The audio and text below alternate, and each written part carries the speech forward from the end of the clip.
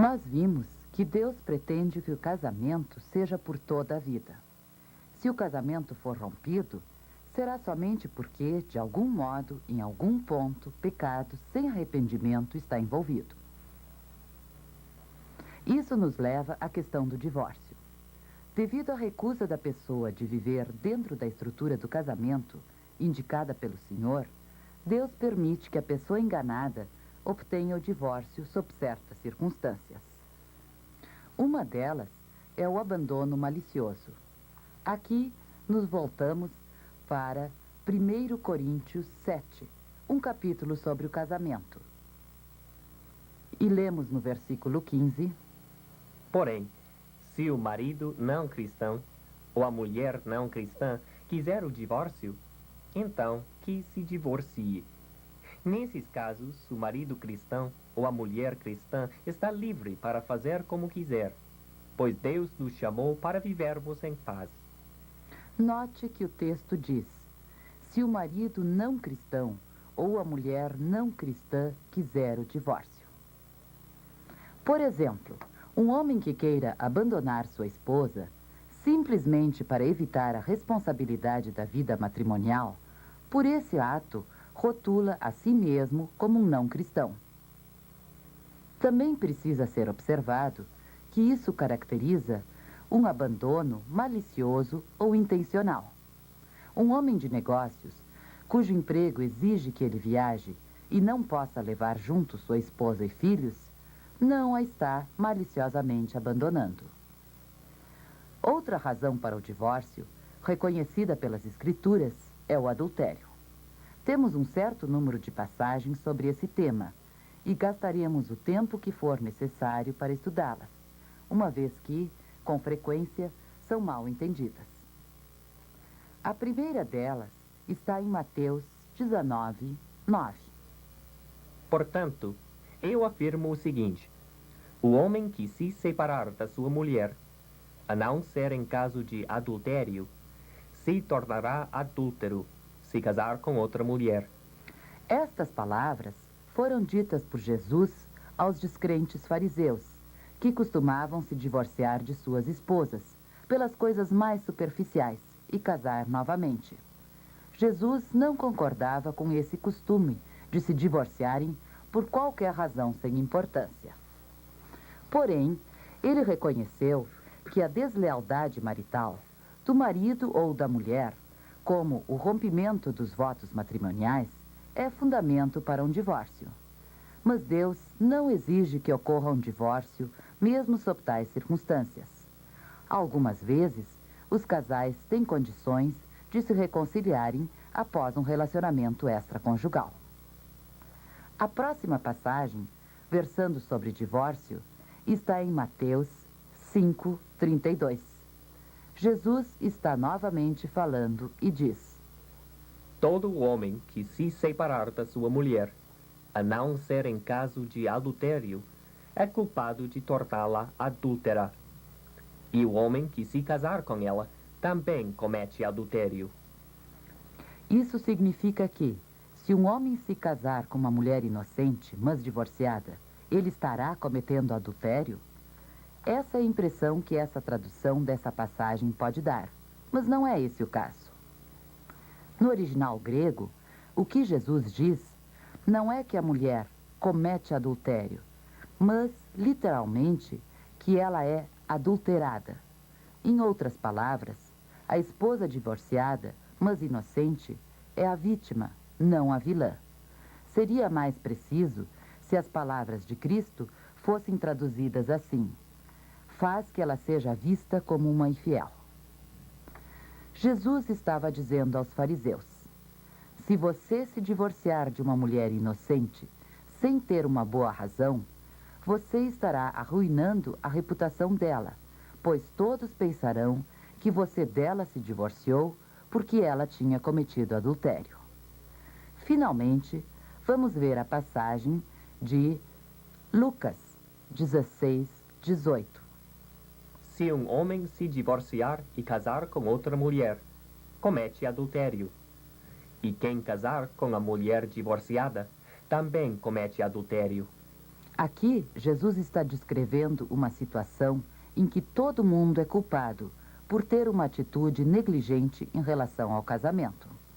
É o caso do marido e da mulher que concordam em terminar seu casamento sem ter, contudo, razões bíblicas. A esposa contrai um novo casamento com outra pessoa qualquer. Nesse caso, todos envolvidos nessa situação são culpados de adultério. Infelizmente, a mesma atitude em relação ao casamento, contrária às Escrituras, existe muito hoje em dia. Vemos inúmeras pessoas casarem sem seriedade, divorciarem-se e casarem-se novamente, aceitando tudo isso como perfeitamente normal, indiferentes às razões para o divórcio. Mas, em Malaquias 2:16, Deus diz: Eu odeio o divórcio. quando ocorre tal atitude negligente em relação ao casamento, todos envolvidos são culpados de um ato de adultério, contrário à visão bíblica da relação matrimonial. Aquilo que nós, que somos casados, precisamos nos lembrar é que Deus nos uniu e que Ele não comete erros. Se pedirmos a Ele, nosso justo e amoroso Deus nos abençoará e olhará por nós nos momentos difíceis. Procederemos, agora, aos exercícios de revisão e reforço.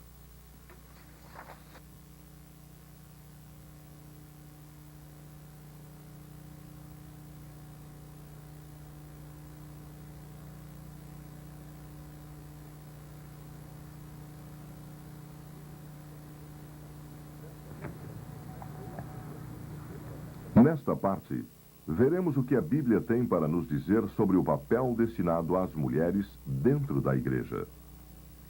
No momento em que estamos começando esse trabalho, temos de fazer todo um caminho de volta até o Jardim do Éden. Primeiro, Deus criou Adão. Mais tarde, ele disse que não seria bom para Adão ficar sozinho. Ele criou para Adão uma parceira adequada. Essa parceira era Eva, a primeira mulher. Criada com o propósito específico de ser uma ajudante ou parceira para o homem, ela foi então dada a Adão, ficando estabelecido assim o primeiro casamento. O que nós podemos dizer de Eva, não só a primeira mulher, mas também a primeira esposa? Que papel Deus destinou a Eva? Em algumas áreas, Adão e Eva eram perfeitamente iguais. Ambos foram, por exemplo, criados à imagem de Deus, isto é, ambos eram sem pecados. Ambos tinham um perfeito conhecimento ou compreensão de Deus e ambos tinham um desejo perfeito de servir a Deus por amor.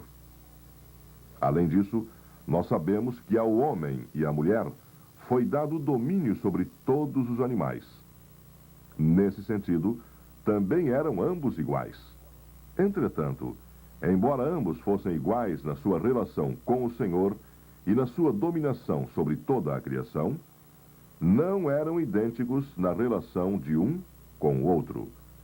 Adão deveria ser o cabeça, e Eva, como mulher e esposa, deveria viver submissa a ele, como seu marido. Note que não foi dito que Eva tinha sido feita inferior a Adão.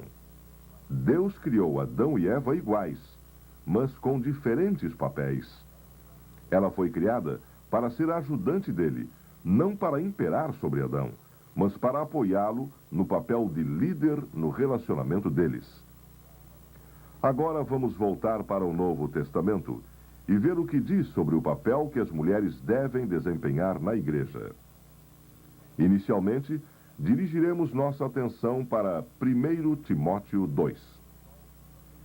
Aqui, Paulo está dando instruções no serviço religioso público. Nos versículos 9 e 10, ele diz para as mulheres se vestirem com modéstia, decência e com propriedade. No versículo 11, ele adverte que as mulheres devem aprender em silêncio e total submissão, isto é, na igreja. No versículo 12, Paulo coloca o princípio fundamental. Não permito que as mulheres ensinem ou tenham autoridade sobre os homens. Tendo colocado o princípio geral, Paulo, a seguir, dá a razão por que as mulheres não devem ter autoridade sobre os homens na igreja. A razão número 1 está no versículo 13. Porque Adão foi criado primeiro. Adão não foi criado para ser um ajudante de Eva, mas foi exatamente o contrário. O versículo 14 contém a segunda razão. E não foi Adão que foi enganado. A mulher é que foi enganada. Paulo destaca o que acontece quando a mulher, erroneamente, assume um papel de liderança. O ponto principal que Paulo salienta nesse trecho é que as mulheres não devem, na igreja, exercer autoridade sobre os homens. Esse ensinamento da Bíblia não tem nada a ver com qualquer tipo de alegação sobre diferenças de talento ou de inteligência entre os sexos. Quando as mulheres ensinam crianças, fazem perguntas em cursos sobre a Bíblia, encarregam-se de um grupo de mulheres ou difundem o Evangelho, não estão exercendo autoridade sobre homens, e o princípio não é violado. As mulheres servem ao Senhor por todos esses meios. Porém, as Escrituras inibem o seu direito de exercer autoridade sobre os homens. Havia alguns que na congregação em Corinto não concordavam. A eles, Paulo escreveu: Por acaso a mensagem de Deus veio de vocês? Ou será que veio somente para vocês? Por discordarem com o que a Escritura diz sobre o papel das mulheres na igreja, essas pessoas tinham a presunção de julgar a palavra de Deus. E o mesmo se aplica a nós. O que Paulo escreveu sob inspiração, e, portanto, é o desejo de Deus sobre esse assunto, e não apenas a opinião de um homem.